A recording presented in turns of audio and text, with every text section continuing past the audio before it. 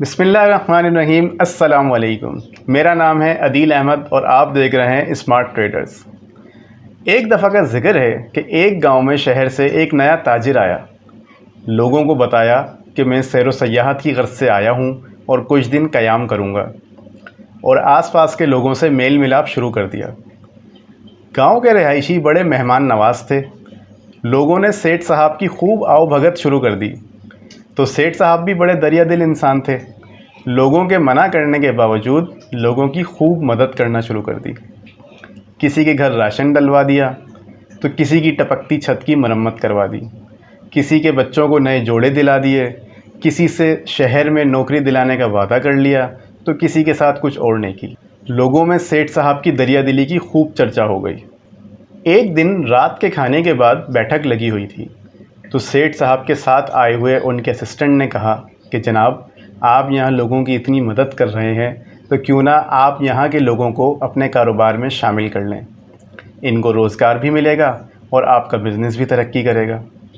یہ سن کر تمام گاؤں والوں کی آنکھوں میں چمک آ گئی اور جستجو سے پوچھنے لگے کہ بھلا سیٹھ صاحب ایسا کیا کاروبار کرتے ہیں جس میں ہم گاؤں والے بھی شامل ہو سکیں؟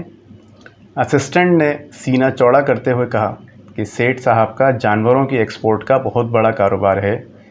یہاں میں نے دیکھا ہے کہ گاؤں کے آس پاس سینکڑوں جنگلی بندر گھومتے رہتے ہیں، تو کیوں نہ آپ لوگ ان بندروں کو پکڑ کر سیٹھ صاحب کو فروخت کریں اور سیٹھ صاحب ان کو ملک سے باہر ایکسپورٹ کریں۔ اس طرح آپ کا بھی فائدہ اور سیٹھ صاحب کا بھی، اور پیسہ ہی پیسہ ہوگا۔ گاؤں والوں کو اسسٹنٹ کی بات بہت پسند آئی، کیونکہ گاؤں والے تو پہلے ہی بندروں سے تنگ تھے۔ انہوں نے سوچا کہ ان بندروں سے جان بھی چھوٹے گی اور پیسہ بھی ملے گا، لہٰذا انہوں نے فوراً ہاں کر دی۔ اگلے ہی دن گاؤں میں ایک خوبصورت سا دفتر اور دفتر کے ساتھ ایک بہت بڑے پنجرے کی تعمیر شروع ہو گئی۔ اس کے بعد پورے گاؤں میں اعلان کرا دیا گیا کہ ایک بندر 1000 روپے میں خریدا جائے گا۔ پورے گاؤں میں افراتفری مچ گئی۔ ہر کوئی اس بھاگ دوڑ میں لگ گیا کہ زیادہ سے زیادہ بندر پکڑ سکے۔ کسی نے بڑے بڑے جال لگائے تو کسی نے رسی کے ساتھ کیلے لٹکائے، اور بندروں کو پکڑنے کا ایک مقابلہ چل پڑا۔ لوگ بندر پکڑ کر لاتے اور خوشی خوشی پیسے لے کے اپنے گھروں کو جاتے۔ بندروں کو گاؤں سے لے جانے کے بجائے اس پنجرے میں ہی جمع کیا جا رہا تھا۔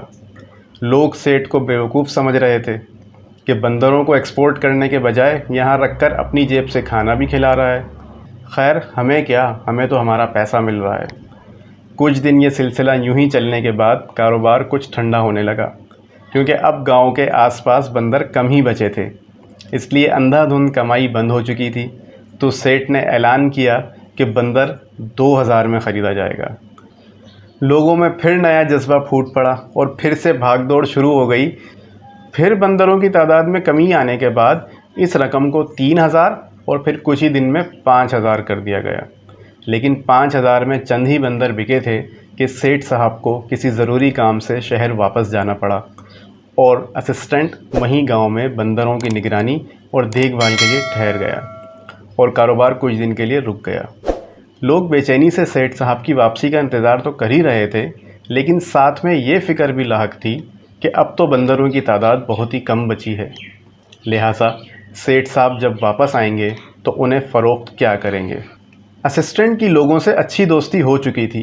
لوگوں نے اس سے بھی اپنی پریشانی کا اظہار کیا، اور اسسٹنٹ نے بھی سیٹھ صاحب سے اپنی خفگی کا اظہار گاؤں والوں کے سامنے کیا کہ سیٹھ خود تو بہت کماتا ہے، لیکن مجھے بہت کم تنخواہ دیتا ہے۔ اب دیکھو، اتنے دن سے اپنا گھر بار چھوڑ کے سیٹھ کی خاطر یہاں پڑا ہوں، تم سب اور سیٹھ مل کر خوب پیسے کما رہے ہیں، اور مجھے اس سب کا کیا فائدہ؟ اگر تم لوگ میرا ساتھ دینے کا وعدہ کرو تو تمہیں ایک حل بتاتا ہوں، کیونکہ میں تمہارا خیر خواہ ہوں، اور پہلے بھی تم لوگوں کو کاروبار میں شامل کرنے کی بات میں نے ہی کی تھی۔ لوگ اسسٹنٹ کے احسان مند تو تھے ہی، اس لیے فوراً اس کی بات ماننے کے لیے راضی ہو گئے۔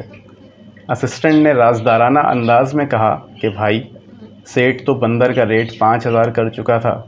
ایسا کرتے ہیں کہ یہ تمام بندر میں تم لوگوں کو 3000 کے حساب سے فروخت کر دیتا ہوں۔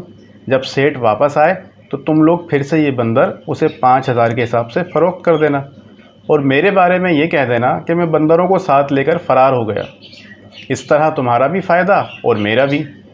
یہ سن کر کچھ لوگ راضی ہو گئے، اور کچھ نے یہ کہہ کر مخالفت کی کہ ہم سیٹ کے احسان مند ہیں، ہم اس کو دھوکہ نہیں دے سکتے۔